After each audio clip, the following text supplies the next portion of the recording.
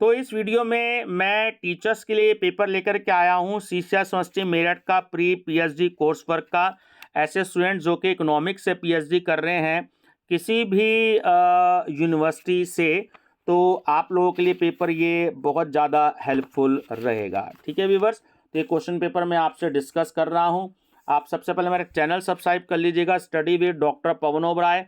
तो जैसे जैसे मेरे को स्टूडेंट्स पेपर भेज रहे हैं, है ना, वो मैं आपसे डिस्कस कर रहा हूँ ताकि आगे फ्यूचर में आने वाले जो लोग पीएचडी कर रहे हैं उनको बेनिफिट मिले, चाहे वो कॉमर्स के हैं, चाहे इकोनॉमिक्स के हैं, चाहे मैनेजमेंट के हैं, किसी के भी हों।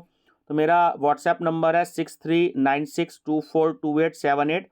आप उस पर एक अच्छी सी पीडीएफ बना दीजिएगा, भेज दीजिएगा। ऊपर यूनिवर्सिटी का नेम लिख दीजिएगा और डेट लिख दीजिएगा, सब्जेक्ट लिख दीजिएगा, ताकि मैं उसको अपलोड करके अदर स्टूडेंट्स को भी बेनिफिट दिला सकूं, क्योंकि काफ़ी हेल्प मिल जाती है आप सभी के माध्यम से।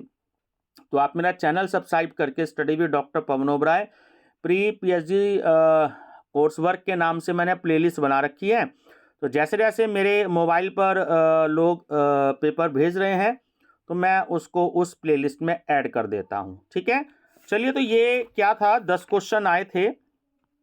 कैसे कैसे थे मैं आपसे डिस्कस करता हूं। What is preference based approach under certainty and uncertainty?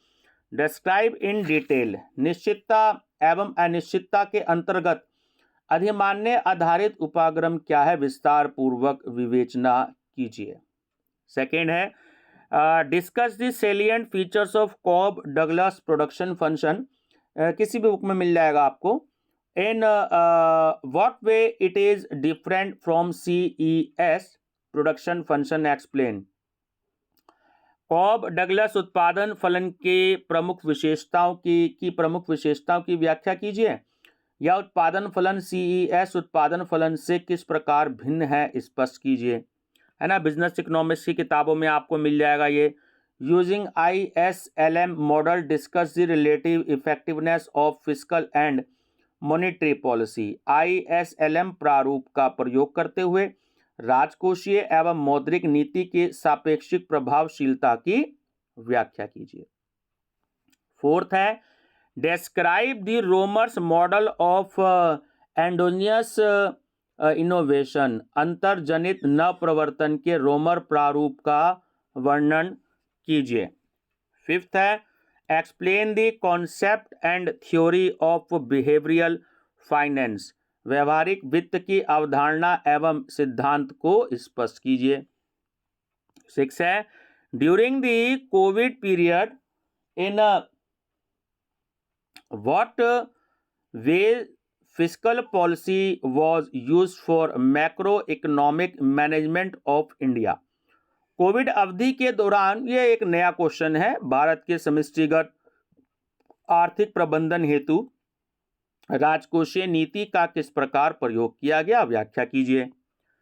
Seven is what step has been taken under agriculture sector reform in India during last decade, describe. पिछले एक दशक में भारत के कृषि क्षेत्र में सुधार हेतु क्या कदम उठाए गए हैं, वर्णन कीजिए। एट्थ है discuss about the employment generation programmes of India during last 2 decades. पिछले 2 दशक में भारत के रोजगार सृजन कार्यक्रमों की व्याख्या कीजिए। Ninth describe the recent features and challenges of demographic composition of India. Bharat के जनांकीय संरचना के अद्यतन विशेषता एवं चुनौतियों का वर्णन कीजिए।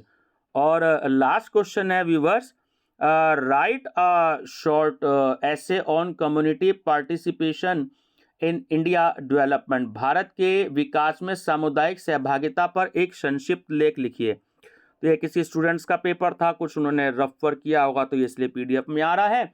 तो स्टूडेंट, अच्छा खासा थोड़ा सा टफ पेपर है, इसके लिए आपको पढ़ना पड़ेगा। तो एटलीस्ट कम से कम ये 10 क्वेश्चन आपको मिले इकोनॉमिक्स के।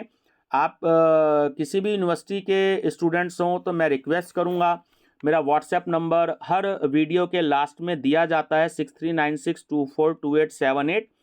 बहुत सारे MCQs भी आपको मेरी वीडियो में मिलेंगे, तो आप प्लेलिस्ट जरूर विजिट करिएगा। फ्यूचर में आपको बहुत सारे क्वेश्चन पेपर्स आपको मिलेंगे मेरे चैनल पर। ठीक है viewers, Best of luck and thank you.